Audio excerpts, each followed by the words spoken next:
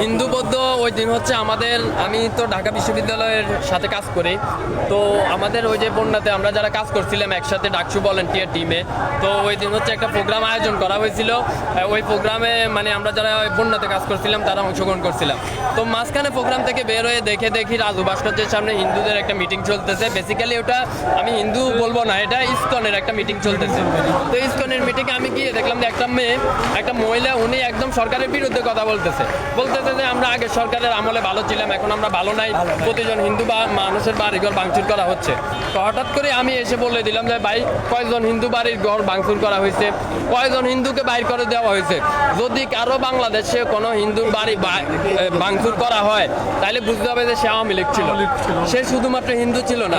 তো ভাই আপনি যখন আওয়ামী লীগ করতেন তখন আপনি আওয়ামী লীগ ছিলেন, যখন আপনার পিঠাইতে আসতেছে পাবলিক তখন বলতেছেন আপনি সংখ্যালঘু, আপনি হিন্দু হইলেও ভাই।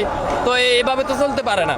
এই যে মহিলাটা যেদিন আইসা এই সরকারের বিরুদ্ধে বলতেছে, তারও 18 দিন আগে কিন্তু 2 জন হিন্দু আমাদের বর্ডারে খুন হয়েছে, একজন সন্ধ্যা দাস আর একজন কি যেন নাম, বাট উনিও হিন্দু। তো ভাই ওরাও তো তোদের হিন্দু ভাই বোন, তাদের পক্ষে নিয়ে কথা ওইটা বলস না তো। এরপরে মনে করেন ভাই বিশ্বজিতের কথাটা কে না জানে। বাংলাদেশে যখন বিশ্বজিতের ওই যে ইউনিভার্সিটির একটা ছেলে যখন কোবাচ্ছিল, ছেলেগুলা যখন আওয়ামী লীগের দোসরেরা যখন কোবাচ্ছিল বিশ্বজিৎ কি বলতেছিল?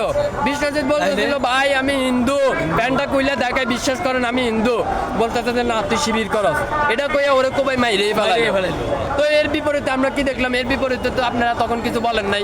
তখন তো বলেন নাই আমার সংখ্যালঘু ভাইকে কেন মারলো, আমার গা জ্বলতেছে, আমার চেতনা একদম উতলাইয়ে উঠতেছে, তখন তো এটা বলেন নাই। কেন বলেন নাই? কেননা তখন তো কোবাইছিল আপনার মায়ের আদেশে, আর কোবাইছিল আপনার মায়ের পোলারা, তখন বলেন নাই। এখন কেন বলতেছেন?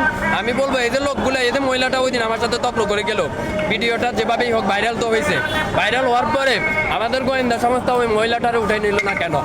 তার দরকার ছিল এই মহিলাটারে উঠাই নিয়ে অন্ততপক্ষে সে 5 তারিখের আগে তার অ্যাক্টিভিটি কি ছিল এটা চেক করা। এমনও তো হইতে পারে আওয়ামী লীগ তাকে 1 কোটি টাকা পাঠাই দিয়ে বলতেছে একটা গ্যাঞ্জাম লাগাই দিতে, হইতে পারে না?